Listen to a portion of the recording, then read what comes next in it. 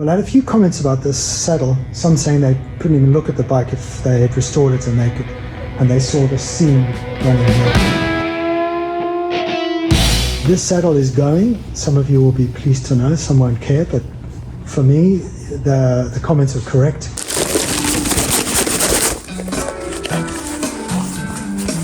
Oh man, that looks so good. Got a really nice thick texture to it, which is very, very similar to the actual seat. I mean, it's really good. So I'm going to attempt to make a saddle. Here is one that's commercially available. And I tried to fit the first one, but there were some problems with it. You've seen from my channel before, I've made lots of saddles themselves. If you look at the color, this is a lot more purple than this is a kind of an aqua blue. This is a more of a purpley blue, pretty much like the gaiters, the front gaiters. So I'm delighted that I took the gamble. There you are. Let's have a go tonight. I'm going to cut out the pattern. I'm going to sew it myself, and then we'll see fit it. Obviously I could spray all this stuff myself at the workshops. So yeah, quite excited about having another go at a saddle.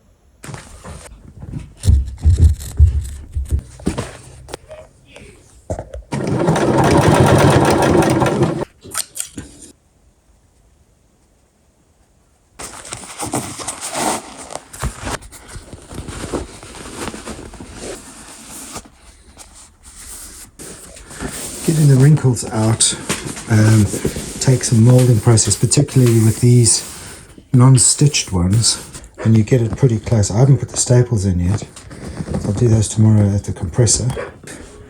Then have to do the back, which is all according to the CR500 model. There's no stitched surface like this one. Had them before, had a stitch there. You want to stretch this area so that it kind of sits proud, and then once you put the staples in, you won't see a seam.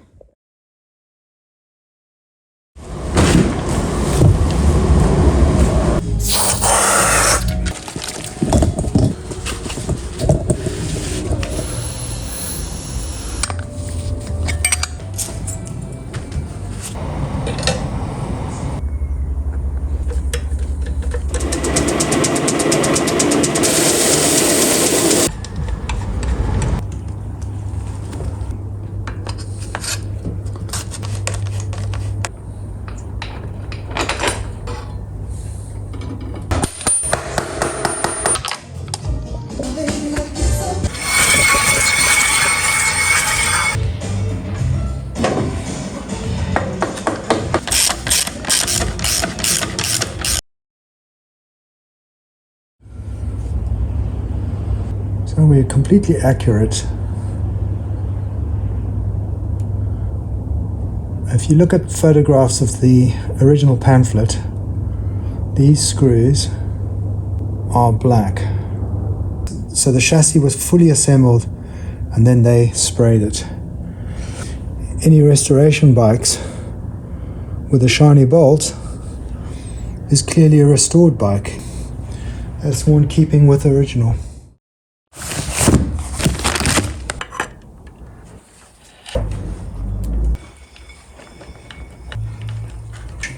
And the maximum should be 40.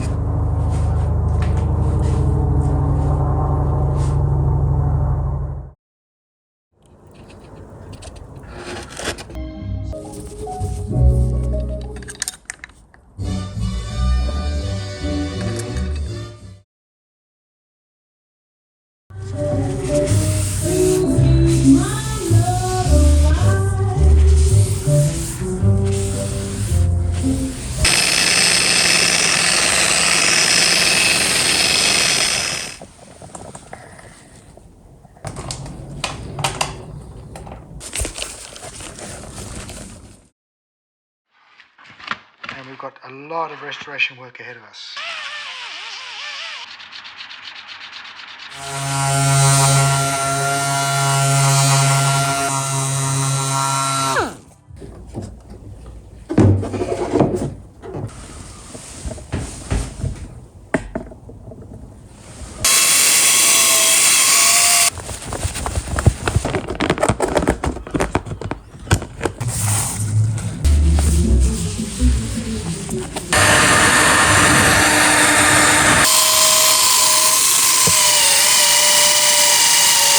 got to fix this. I think with all the heating and the readjusting of this, we've got a few lumps and bumps, but they shouldn't be too difficult to heat out and get these little lumps out. So that's it covered now.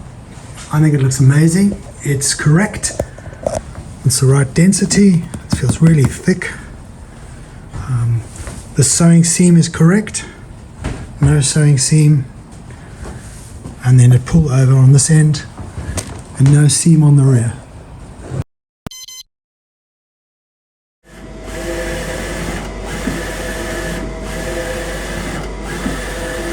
So now the decision is whether when we spray this onto the surface with that particular vinyl spray, whether we're going to get leak through on these crevices here.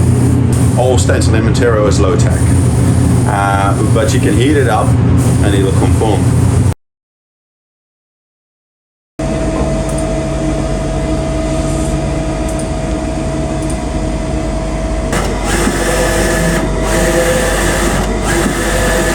These are specific to the CR500. We put the applicator on.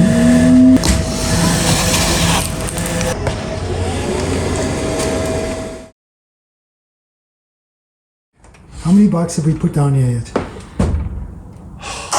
I don't know, man. Can't count. So as you can see from this picture, the original bikes had it looked like a sticker over the hole on the head tube. 44J, 44K, and then I'll do one darker, which is be our 43J.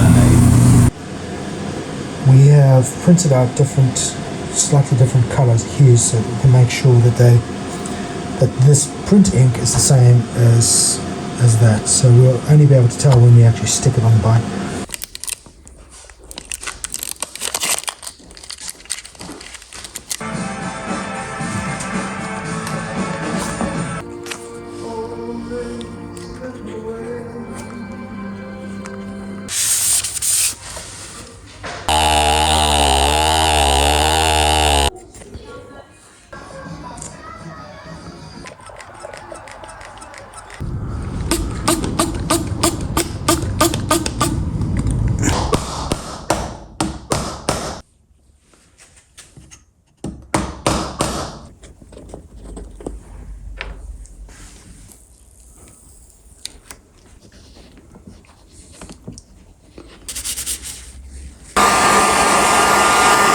See the way it goes dark? It means that's air bubbles coming out.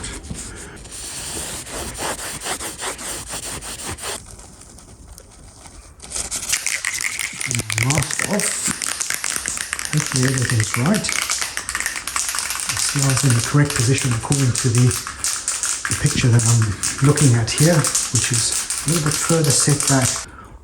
It's a colour dye, super colour. In the UK you cannot find this anywhere. Just looking at this sample here, which I've just sprayed twice, and it's good. I like coat first.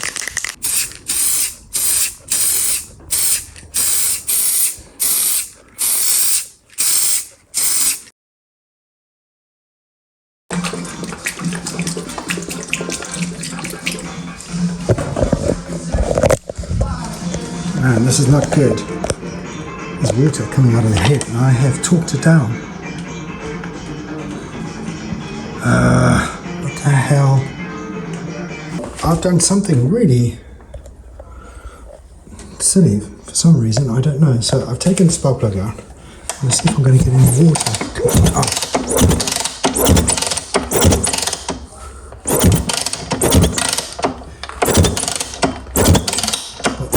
That looks dry. Water didn't get into the cylinder somehow, but escaped through the outside. I can only assume what's happened here is this is distorted.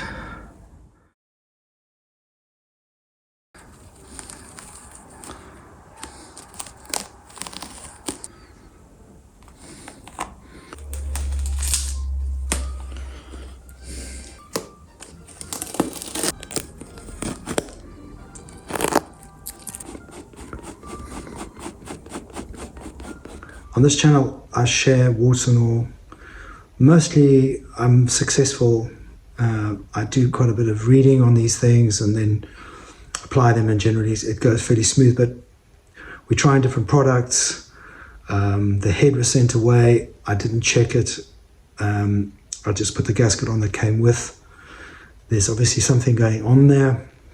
Luckily, I hope that the water hasn't gone down into the cylinder, because then it'll mess around with that. So I'll have to drain all the oil out. But it looks like that could be okay. It also gives me a chance to practice flattening the head, because I've not done that before. I'd like to see if that's the problem, or maybe the gasket's the issue. I don't know. So we're going to check that out. As far as the seat graphics concerned, I thought it was a slam dunk. Well, like all these things, when you want to make it properly, you've got to expect some of these things to go wrong. Not the best day I've ever had, but I have got some front brakes now, so that's good.